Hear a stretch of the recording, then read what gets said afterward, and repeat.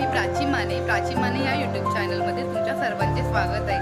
आज माझा first vlog येणार आहे, तर त्यामध्ये मी माझी रेसिपी दाखवणार आहे गुलाबजामुन। तर चला बघूया मी कसं बनवते आहे। सुरुवाती गोडपासून झाली पाहिजे म्हणून मी गुलाबजामुन बनवत आहे, नाहीतर मी काहीतरी नॉनव्हेजच बनवलं। चला सुरुवात करूया गुलाबजामुन बनवायला। इथे मी 3 ग्लास पाणी घेतले आहे, ते गरम करायला ठेवले। आता ह्याच्यामध्ये मी साखर टाकेन।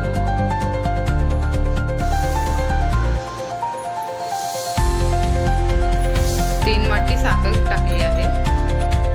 आता इथे गुलाबजामुन पाकिट घेतले आहे, 180 ग्राम आहे।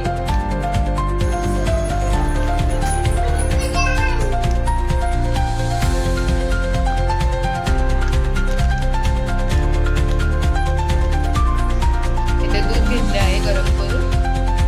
इथे फ्लेवरसाठी वेलची टाकते आहे, 13-14 वेलची आहे। गुलाबजामुन येत नव्हते बनवायला, आताच मी माहेर गेली होती तर ते माझ्या बहिणीने शिकवलं मला बनवायला, म्हणून मी बनवते। हलवून घ्या।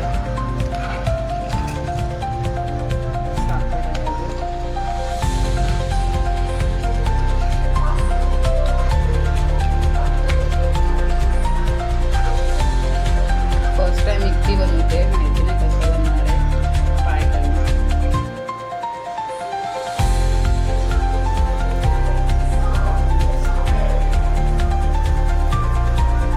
आता आपण इथे पीठ मिक्स करून घेऊया, मळून घेऊया छानपैकी।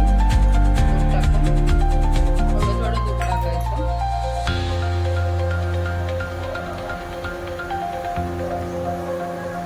थोडं गरमच दूध घ्यायचं।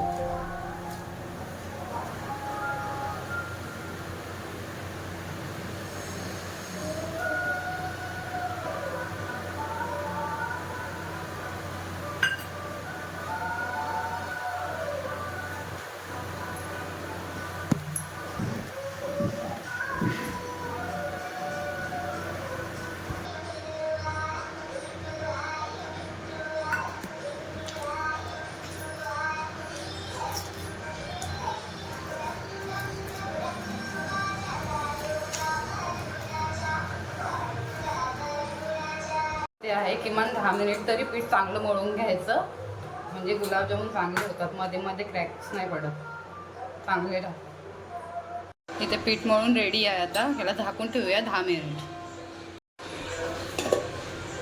इथे पाक रेडी आहे, गॅस बंद करूया आणि ठेवूया त्याला थोडं थंड होण्यासाठी। इथे 10 मिनिट झालेले आहेत, तर आता आपण इथे गोळे करून घेऊया। इथे मी तेल गरम करायला ठेवलं आहे गुलाबजामुन तळण्यासाठी।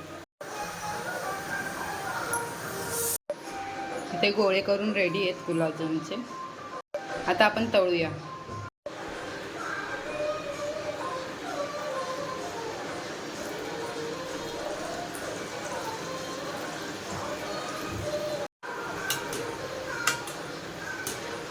लो फ्लेमवर तळून घ्यायचे त्यांना चांगले।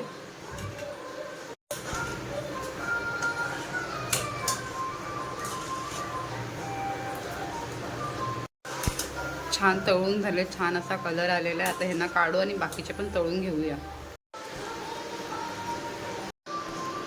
आता ह्यांना आपण पाकामध्ये टाकूया।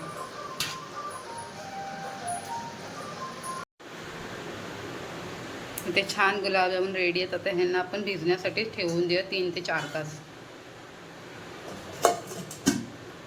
गुलाबजामुनची रेसिपी करून झालेली आहे, त्याचा रिव्ह्यू तुम्हाला मी नंतर देते कसे झाले आहेत।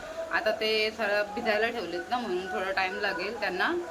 तोपर्यंत बाय बाय। रेसिपी आवडली असेल तर लाईक करा, शेअर करा आणि सबस्क्राईब करा। बाय।